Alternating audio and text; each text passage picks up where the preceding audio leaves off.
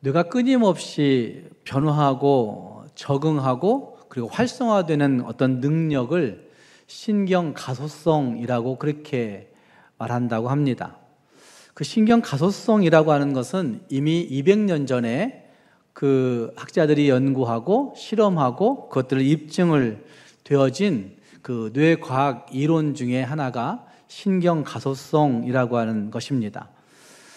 우리의 뇌는 참 특별한 것이어서 그 뇌 안에 신경세포들이 약 1000억 개 정도가 있고 이 1000억 개가 항상 처음부터 끝까지 쭉 유지되는 게 아니라 매일매일 새로운 것들이 나오고 그 중에 어떤 것들은 도태되고 약화되고 없어지는 형태를 가지고 있다고 이야기합니다.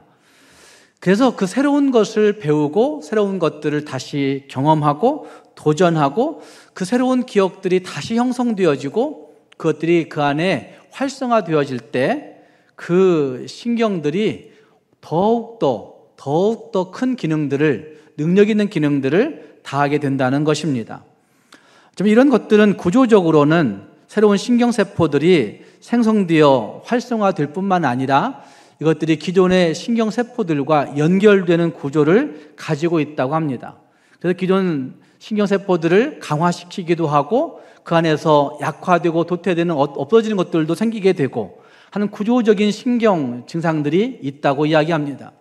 뿐만 아니라 기능적으로도 그렇다고 합니다. 기능적으로도 이 신경세포들의 활동 방식들이 그냥 한 곳에 쭉 머물러 있는 것이 아니라 신경세포들이 신경 전달 물질들을 방출시키는 과정들을 통해서 그것들이 전달되고 연결되어지는 과정들이 새로운 신경회로들을 재구성하고 그러므로 말미암아 그 신경들이 아주 큰 능력들을 발하게 된다고 이야기합니다. 그래서 이 신경 가소성을 이야기하고 있는 학자들은 그 신경 가소성만 이야기하는 것이 아니라 그 신경세포의 활성화되는 모습들은 결국 우리가 정신적으로, 신체적으로 그리고 정서적으로 무엇인가 활동적이고 무엇인가 활발하게 하게 되겠다, 하려고 노력한다 이러면 그 뇌의 많은 기능들이 활성화된다고 그렇게 이야기들을 합니다. 그래서 이 신경 가소성을 이야기하고 있는 학자들은 우리가 나이 들면 겪게 되는 많은 어려움들, 두려움들 가운데 파킨슨이나 근육의 마비나 치매나 아니면 만성 통증 같은 그런 질병들이 신경 가소성의 이론으로 의하면 열심히 활동하고 열심히 무엇인가 새로운 걸 도전하고 열심히 무엇인가 창의적인 것들을 행하게 되면 그 뇌의 신경세포들이 활성화되어서 파킨슨, 치매, 그리고 근육마비, 그리고 다양한 만성 통증의 질병들을 이길 수 있다고 그렇게 이야기들을 합니다. 문제는 신경가소체라고 얘기할 수 있는 뇌의 기능들 가운데 아직도 감각이 남아있는가의 문제입니다. 아직도 내가 그것들을 활성화시키고 싶은 열정이 있는가라고 하는 것에 문제가 있다고 그들은 말합니다. 그래서 자기 스스로 의지적으로 내가 좀 꼭 해봐야지, 노력해봐야지 이런 사람들은 난치병에 걸린다 할지라도 그 뇌의 세포들의 활성화되는 것을 통하여서 그 신경 전달 물질들이 기존의 신경세포들이 약화될 뿐만 아니라 더 새로운 것들을 발생시켜서 이길 수 있다고 그렇게 이야기들을 하고 있는 것입니다. 그들은 신체적인 문제뿐만 아니라 이것을 정신적으로 그리고 정서적인 부분까지 연결시키고 있는데 저는 이것이 영적인 부분까지도 연결된다고 생각합니다. 영적인 부분들을 잘 생각해 보시면 내가 가지고 있는 어떤 영적인 능력들이 처음에 가졌던 것이 끝까지 지속되는 것이 아니라 그것이 없어지기도 하고 그것이 다시 활성화되어서 개발되기도 하고 내 영적 능력, 기도하는 능력, 말씀을 암송하는 능력, 말씀을 연구하고 묵상하는 능력, 말씀을 가지고 살아내려고 하는 그 일들이 그냥 거기에 머물러 있으면 약화되고 없어지지만 그렇지 아니하고 그 영적 가소성의 이론을 확신하면서 영적인 것들을 활성화시켜 나가면 우리도 더 영적으로 큰 일들을 감당할 수 있고 주의 은혜로 말미암아 영적인 그 일들을 기쁘게 감당할 수 있다라고 말할 수가 있다는 말입니다. 문제는 내 영적 감각이 어느 정도 남아있는가 하는 것입니다. 내 영적 감각이 어느 정도 살아있는가 하는 것에 문제의 성패가 달려있다고 생각합니다. 여러분은 영적 감각이 어느 정도 남아있습니까? 여러분의 영적 감각은 살아있습니까? 오늘 본문이 말씀하고 있는 뜨겁거나 라고 할 때 그 뜨거움은 끓어오르는 뜨거움을 이야기하는 것인데, 정말 내 영적 감각은 끓어오르는 뜨거움을 가지고 있는 영적 감각인가? 한번 돌아볼 수 있기를 바랍니다. 오늘 말씀을 이렇게 같이 생각해 보시면서 나에게도 영적 가소성이 있구나, 신경 가소성만 있는 게 아니라 영적 가소성이 있구나 라고 하는 사실들을 다시 기억해 보면서 내게 남아있는 영적 능력, 내게 남아있는 영적 감각을 다시 확 활성화시켜서 정말 주님의 주시는 놀라우신 능력으로 말미암아 풍성한 은혜 가운데 거할 수 있는, 정말 이기는 믿음의 삶을 살아갈 수 있는 우리 모두가 될 수 있기를 주님의 이름으로 축복합니다. 함께 그 말씀 보시면 차야 할 때 차고 뜨거워야 할 때 뜨거워야 한다는 사실을 우리에게 말씀해 주고 있습니다. 함께 읽은 말씀 15절 말씀에 이렇게 말씀하시는 부분이 있습니다. 라오디게아 교회를 향하여서 예수님이 평가하시는데, 내가 너의 행위를 아노니 네가 차지도 아니하고 뜨겁지도 아니하도다. 차지도 아니하고 뜨겁지도 아니하도다. 그래서 네가 차든지 뜨겁든지 하라고 그렇게 명령하고 있는 말씀이 거기에 나타나고 있습니다. 이 말씀은 차든지 뜨겁든지 하라고 말씀하고 있는 것이죠. 우리는 뜨거워야만 된다고 생각하는데 사실은 그렇지 않습니다. 미지근한 것이 문제라고 하는 사실을 말씀하고 있습니다. 미지근하다는 말씀은 라오디게아 교회의 배경으로 본다고 한다면 라오디게아 교회의 라오디게아 지역의 식수 사용과 밀접하게 연관이 되어 있습니다. 라오디게아 교회는, 그 지역은 물질적인 부유함이 있어서 어쩌면 그 과학과 문화적인 능력들이 뛰어난 도시였다고 알려지고 있습니다. 그럼에도 불구하고 그 도시는 자체적으로 좋은 물을 공급할 수 있는 능력이 없었습니다. 천연 자원이 없었다는 말입니다. 그래서 라오디게아 지역에서는 그 물을 다른 곳에서 가져오게 되었습니다. 대표적으로는 데니즐리라고 하는 곳에서부터 송수관을 통하여 물을 가져오게 되었는데, 먼 곳을 거쳐오다 보니까 그 물이 미지근해져 버린 물이 되어 있는 겁니다. 미지근한 정도면 괜찮을 텐데, 우리는 먹기 좋고 샤워하기 좋고 아마 씻기 좋으니까 생활용수로 너무나 좋은 것인데 라고 생각할 수 있겠지만, 미지근함이 너무나 심해서 그 미지근함 때문에 결국은 마실 수 없는, 토할 정도가 되었다고 여기 말씀이 말하고 있습니다.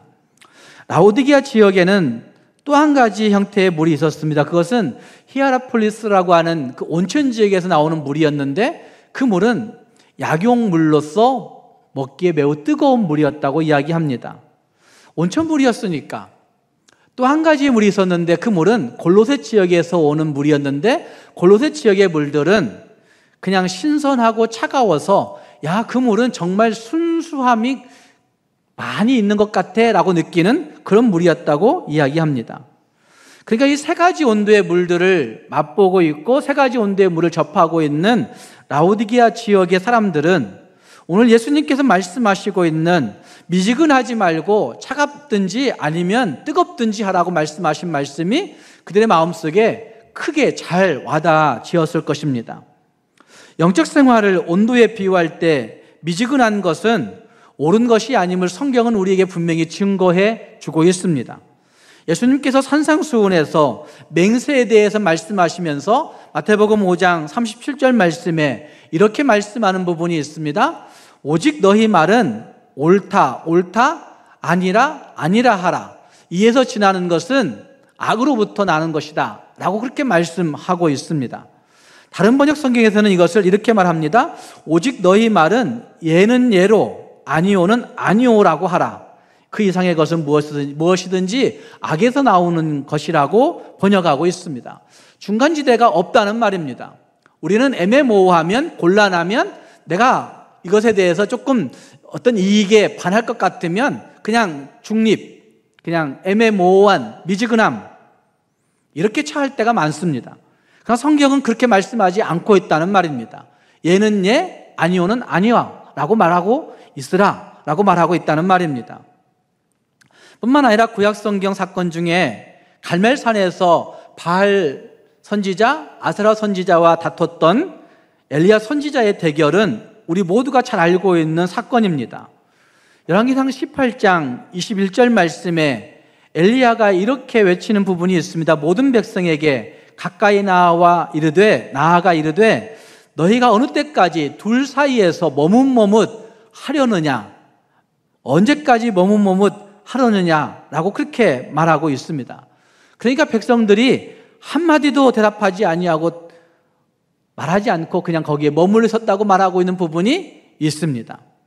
많은 사람들이 예, 아니오를 하지 못해서 머뭇거렸다는 사실을 열왕기상 18장은 우리에게 증거해 주고 있다는 말입니다. 예수님이 빌라도 법정에서 신문당할 때에도 그 주변에 많은 사람들이 있었습니다. 하지만 예수님께로부터 병 고침받은 사람들도 거기에 있었을 것입니다. 예수님께로부터 안진뱅이였던 그 놀라운 역사를 고침받아서 걷게 된 사람도 있었을 것입니다. 예수님께로부터 안수받아 눈을 뜨게 된 사람도 있었을 것입니다. 뿐만 아니라 예수님을 3년 동안이나 잘 따라다녔던, 곁에서 한솥밥 먹으면서 따라다녔던 제자들도 예수님이 법정에서 신문당할 때 거기에 있었습니다. 그런데 그들 가운데 누구도 차갑든지 아니면 뜨겁든지 한 사람들이 없었습니다. 누구도 예수님을 어떻게 변호하려고 한 사람 없었습니다. 누구도 예수님을 난 진짜 예수 믿는다고 얘기한 사람이 거기에 없었습니다. 사랑하는 여러분, 우리의 영적 온도는 어떠합니까? 머물러 있기에 적당한, 나는 참 적당한 사람이야, 나는 꽤 괜찮은 사람이야, 누구와가도 적싸치 않고 살아가는 사람이야 라고 말하는 분들도 많이 있겠지만, 우리의 영적인 온도는 과연 어느 정도의 온도를 유지하고 있습니까? 차갑든지 아니면 뜨겁든지, 차가워야 할 때는 차갑고 뜨거워야 할 때는 뜨거우라고 말씀하고 있는데 우리는 항상 그냥 미지근함을 가지고 있는 상태는 아닌지 우리는 한번 물어볼 수 있어야 됩니다. 신앙에 있어서 미지근한 것은 더욱 안 되지만 차갑기만 해서도 안 되고 뜨겁기만 해서도 안 되는 것입니다. 믿음의 길 가운데서 어떤 때는 차가워야 할 때가 있습니다. 이단을 분별해야 할 때 우리는 냉철하게 차가움이 있어야 된다고 생각합니다. 이단들이 무엇인가를 우리에게 유혹해 오게 될 때, 이단들이 우리에게 무엇인가를 제시해 오게 될 때 그것들을 믿음으로 잘 분별해내는 능력은 뜨거움을 가지고는 안 되는 것이죠. 차갑게 그들을 향하여 대할 수 있어야 되는 부분이 필요하다는 말입니다. 무엇이 어떻게 잘못되었는지, 그것이 진리에서 어떻게 벗어났는지, 그것이 우리에게 얼마나 해를 끼치고 있는 것인지 정확하게 분별해낼 수 있는 차가움이 거기에 있어야 된다는 말입니다. 하지만 이단들이 우리를 유혹해 오게 될 때 그 이단들은 찬양하는 것으로 다가올 때도 있습니다. 우리의 심리를 검사해 주는 것으로 다가올 때도 있습니다. 어떤 때는 성경을 공부하는 성경책을 들이밀면서 다가오는 경우도 있습니다. 다른 이들에게 선을 베푸는 일들로 다가오는 경우도 있고 좋은 취미 생활을 통해서 다가오는 일들도 요즘은 허다하게 많이 있습니다. 그러나 그때마다 우리의 마음이 냉정해지지 아니하면, 차가워지지 아니하면 우리는 그것들을 쉽게 그냥 넘어지게 되는 일들이 벌어지게 된다는 말입니다. 또한 죄와 불의에 대해서도 차가워야 됩니다. 죄에 대해서 냉정해야 된다는 말입니다. 대충 넘어가 주지, 그 정도는 좀 봐주지. 어쩌면 죄와 친구되는 일들이 우리 앞에 놓여질 때가 많이 있습니다. 그러나 죄와는 과감하게 결별해야 된다는 사실이 성경이 우리에게 말씀해 주고 있는 부분입니다. 하지 말아야 할 일들에 대해서 정말 냉철하게 차갑게 반응할 줄 아는 태도, 이것이 우리에게 있어야 된다는 말입니다. 불의와 부정에 대해서도 마찬가지의 태도라고 저는 생각합니다. 설령 내가 손해보는 한이 있다 할지라도, 설령 그것이 나와 우리 가족에게 해로운 일이라 할지라도 그럼에도 불구하고 아니오라고 말할 수 있는 그런 차가움, 그것이 우리에게 있어야 된다는 말입니다. 뿐만 아니라 뜨거워야 할 때 뜨거움이 있어야 됩니다.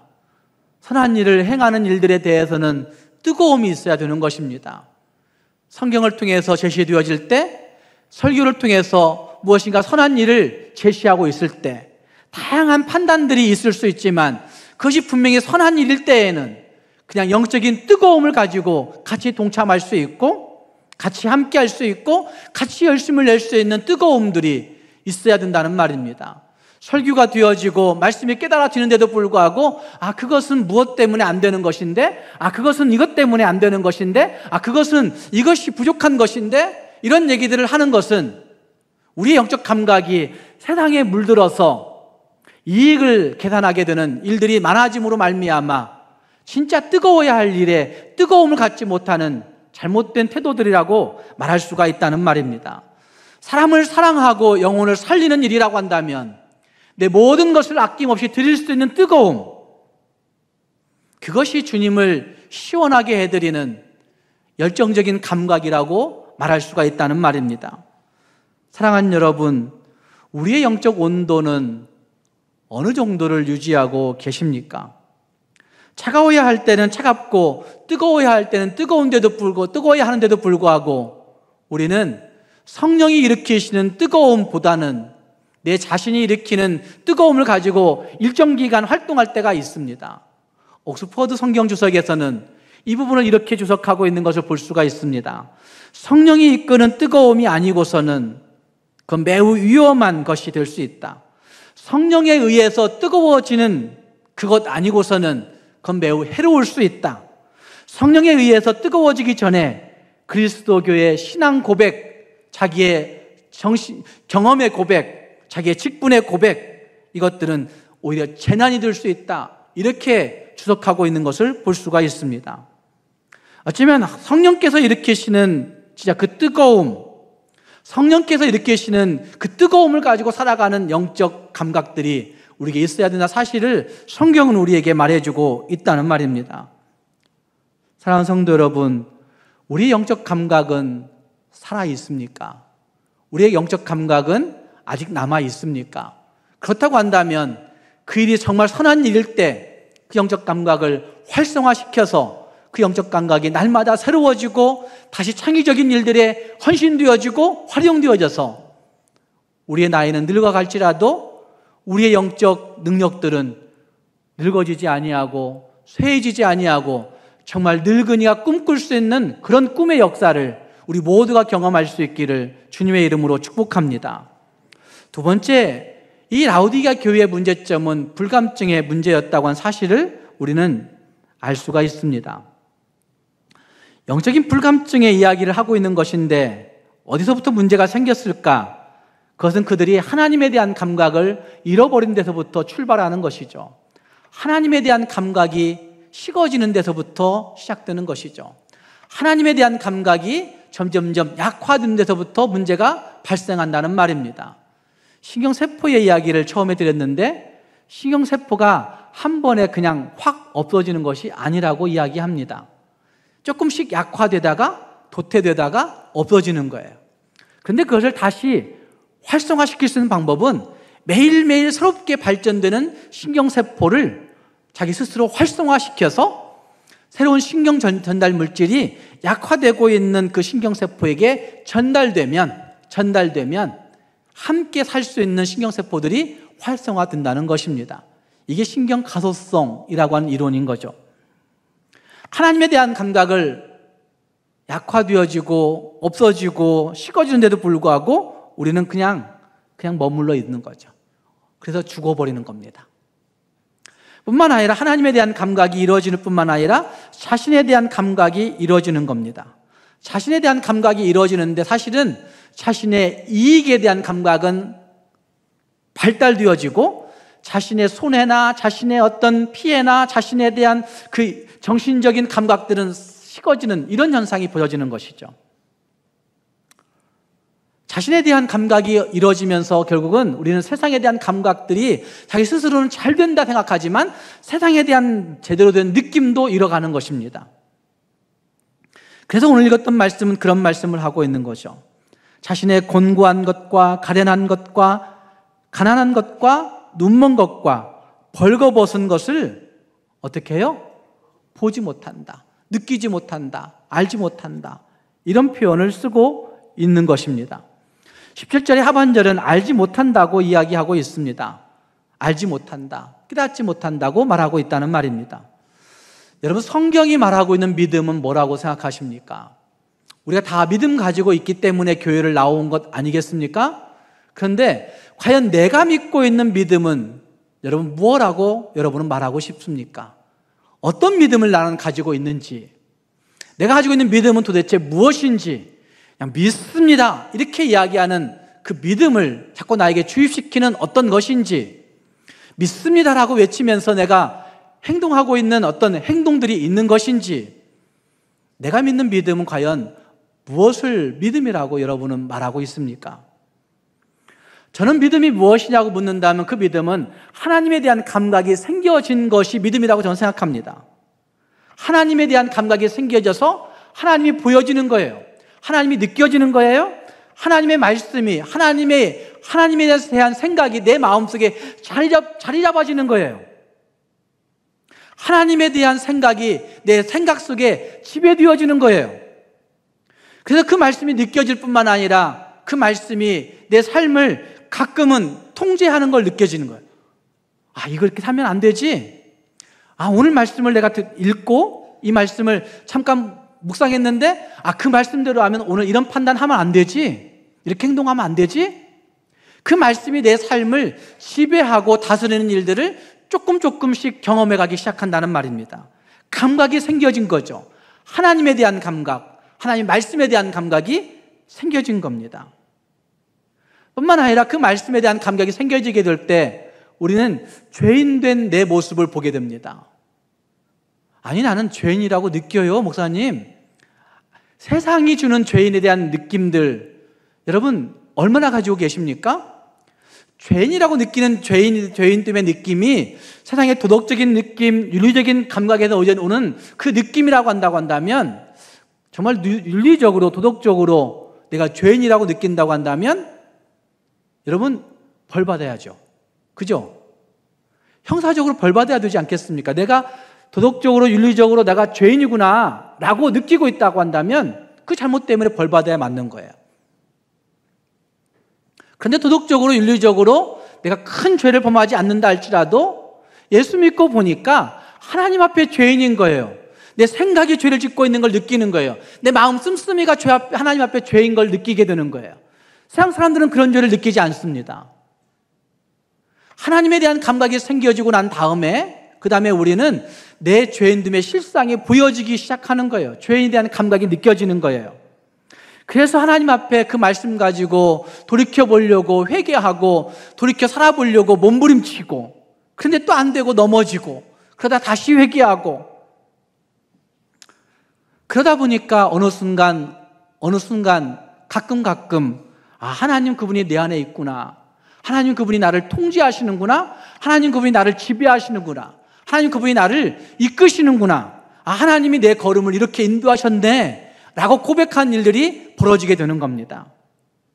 바로 이것이 믿음의 맨 처음 출발이고, 그리고 믿음이 조금씩 성숙해지는 과정 속에 하나님이 보여지고 내가 보여지고, 그리고 그것이 반복되어지는 성숙의 과정들을 거쳐서 내게 영적 감각이 여전히 살아있는 삶을 살게 되는 진짜 믿음의 사람이 되어지는 것이죠. 17절 말씀이 말하고 있는 알지 못하는도다 라고 하는 말씀은 자신을 보지 못한다는 말씀이라고 할 수 있습니다. 그래서 18절 말씀에서는 그렇게 말씀하죠. 이렇게 해서 눈에 발라 보게 하라, 이렇게 말씀하죠. 보지 못했던 것을 보게 하라고 말씀하고 있는 거죠. 감각이 사라진 것을 느끼게 하라고 말씀하고 있는 거죠. 그들은 자기 스스로를 높이 평가했습니다. 자기 스스로를 너무 좋게 생각했습니다. 라오디게아 지역의 사람들이 살고 있던 그 생활의 수준들이 높았고 과학이 뛰어났고, 그 1세기에 그들은 사람의 몸을 해부해서 사람의 몸이 어디에 어떻게 문제가 발생하는지를 이미 알고 있어서 안약도 발견되어져서 안약을 발라서 눈을 보게 하라고 말씀할 정도니까 꽤 많이 발달된 문명을 가지고 있었던 동네가 라오디게아 지역들이라고 말할 수가 있는 거죠. 그래서 그들은 괜찮은 부유한 사람들이었습니다. 그래서 부족한 것이 없다고 말하고 있는 겁니다. 나는 부자라 부유하며 부족한 것이 없다고 말하고 있는 거죠. 근데 이 부족한 것이 없다고 말하고 있는 이 말씀은 잘 생각해 보시면 부족할 가능성조차도 없다고 여기는 거예요. 부족할 가능성조차도 없다고 여기는 거예요. 나는 충분히 괜찮아. 나는 충분히 괜찮은 사람이라고 느끼는 그런 모습이라는 말이죠. 육신을 위해서는 필요한 모든 것들이 다 있기 때문에 어쩌면 영혼에 대한 필요 관심사도 갖지 않아도 될 만큼 나는 괜찮다고 느끼는 사람들의 모습이라고 말할 수가 있습니다. 어쩌면 스스로가 영혼을 위한 것들도 다 갖추고 있다고 여기는 영적 부유함 가운데 빠져 있는지도 모릅니다. 그들이 가지고 있는 지식과 경험을 가지고 의식적이고 형식적인 예배는 잘 드렸을 수도 있습니다. 거창하게 드렸을 수도 있습니다. 가진 것이 많으니까. 그러나 그들이 가지고 있는 그 의식의 주인 되신 예수 그리스도를 자기들의 의식 위 단계에 두고 있지 아니하고 자기들의 의식 밑에 두고 있는 것이 문제가 있는 것이죠. 무슨 말이에요? 자기의 생각이 우리는 괜찮아, 우리는 부유해 라고 믿고 있는 것인데 그 생각을 창조하신 하나님, 그분을 자기들의 생각 밑에 두고 하나님을 섬기지 않음에 문제가 있다는 말입니다. 우리 의식의 주인 되신 예수 그리스도에게 그 윗자리를 내어드려야 되는데도 불구하고 그 윗자리를 내어드리지 않는 거예요. 우리의 생각과 우리의 모든 걸 창조하신 창조주 하나님에게 우리의 모든 것의 주권을 내어드려야 되는데도 불구하고 그걸 내어드리지 아니하고 내가 그 하나님을 지배할 수 있을 것인 양 생각하는, 그래서 나는 괜찮다고 느끼는 그런 모습의 사람들이 되어 있는 것이 라오디게아 사람들의 불감증의 모습이라고 할 수 있다는 말입니다. 그래서 그들은 스스로 만족한 모습이었기 때문에 주님으로부터 곤고한 것, 가련한 것, 가난한 것, 눈먼 것, 벌거벗은 것들을 보지 못하는 사람들이라고 그렇게 평가받고 있는 것입니다. 한마디로 너희들의 주제를 알지 못한다 말씀하고 있는 것입니다. 자신들의 있는 그대로의 형편을 보지 못한다 말씀하고 계신 것입니다. 자기들이 가지고 있는 자기들의 형편을 있는 그대로 보지 못하는 모습이 그들에게 있었다는 말입니다. 뿐만 아니라 앞니를 내다볼 수 없는 그들의 그 한계를 인정하지 않음으로 말미암아 그들이 가고 있는 길들, 그들이 가야 할 길들, 그들의 미래의 길들을 알지 못하는 단계에 이르고 있는 상태들을 이야기하고 있다는 말입니다. 물질적인 풍요와 종교적인 안정감 속에서 자기 만족에 빠져버린 그 라오디게아 교회의 사람들은 영적 불감증 환자가 되어 그들의 상태를 극복할 수 없는 어리석은 자들이 되어 있는 모습을 볼 수가 있습니다. 사랑하는 여러분, 우리의 영적 감각은 어느 정도인지 체크해 봐야 되지 않겠습니까? 혹시 자기 만족, 자기 착각, 자기 교만 속에 빠져서 나의 진정한 영적 상태를 보지 못하는 우리들은 아닌지 생각해 보아야 된다는 말입니다. 내가 이 정도의 직분을 가지고 있으니까, 내가 이 정도의 경험을 가지고 있는 그리스도인이니까 나는 괜찮아 라고 여기고 있다고 한다면 어쩌면 우리는 이미 감각이 무뎌지고 감각이 죽어가고 있는 그런 불감증 환자들이라고 말할 수가 있다는 말입니다. 사랑하는 성도 여러분, 우리의 감각들을 다시 한번 돌아보아서 여기가 좋사오니 하며 안주하고 싶은 그 만족들이 있을 때 혹시 우리는 예수님께서 말씀하셨던 것처럼 배부른 부자와 같이 창고 짓기에 급급했던 내 영혼이 여기에 편히 쉬리로다 라고 외치면서 창고 짓기에 급급했던 그 사람들의 모습은 아닌지 우리 자신들을 돌아보고 주님 앞에서 외형적인 것, 외부적인 것, 내 행동적인 것, 내 외적인 것에 자랑을 삼지 말고 정말 내 안에 있는 영적 감각, 그 감각을 새롭게 활성화시킬 수 있는 우리 모두가 될 수 있기를 주님의 이름으로 축복합니다. 마지막 생각하는 것은 영적 감각이 있는 사람들은, 하나님의 사람들은 하늘의 소망이 분명해야 하는 것을 말씀하고 있습니다. 함께 그 말씀 가운데 그런 말씀을 주고 있는 것을 볼 수 있습니다. 물론 20절 말씀도 약속이 있습니다. 그리고 21절 말씀을 보시면 이렇게 말씀합니다. 이기는 그에게는 차갑든지 뜨겁든지 하고, 그리고 20절 말씀에서 말씀하고 있는 것대로 한다면 예수님에게 너희들의 마음의 문을 열어서 예수님 들어오게 하면 이기는 그에게는 내가 내 보좌에 함께 앉게 하여 주기를 하겠다라고 약속하고 있는 것을 볼 수 있습니다. 하늘의 소망이 분명하다는 사실을 말씀하고 있는 대목이라 할 수 있다는 말입니다. 천국을 믿고 바라는 우리들에게 하늘의 소망만큼이나 우리를 가슴 벅차오르게 하는 기대가 있을 수 있을까? 저는 이런 생각을 말씀 준비하며 해봤습니다. 하늘의 소망만큼이나, 그래, 예수님 보좌 우편에 앉을 수 있게 해준다라고 하는 이 하늘의 소망만큼이나 우리를 창의적인 기대 가운데 빠지게 할 수 있는 것이 있을 수 있을까라는 생각을 해보았습니다. C.S. 루이스가 나니아 연대기를 통하여서 천국의 모습을 그려내거든요. 천국의 모습을 그렇게 상상력 있게 그려내는 모습들을 보면 천국을 그리워하고 천국을 확신하고 천국에 대한 감각을 우리가 가지고 있다고 한다면 우리도 위대한 소설가가 될 수 있고 위대한 과학자가 될 수 있고 위대한 꿈꾸는 자가 될 수 있다는 사실들을 말할 수가 있습니다. 왜냐하면 그것은 우리가 아직 경험해보지 않은 세상이기 때문에, 아니 이 땅에서는 경험할 수 없는 것이기 때문에, 그러나 성경은 우리에게 분명하게 말씀하고 있는 것이기 때문에 하나님이 말씀하시고 있는 이 하늘의 소망을 분명하게 붙들기만 한다고 한다면 우리의 새로운 창의적인 세포들을 계속 확장시켜 갈 수 있는 가장 위대한 능력이 될 수 있다는 말입니다.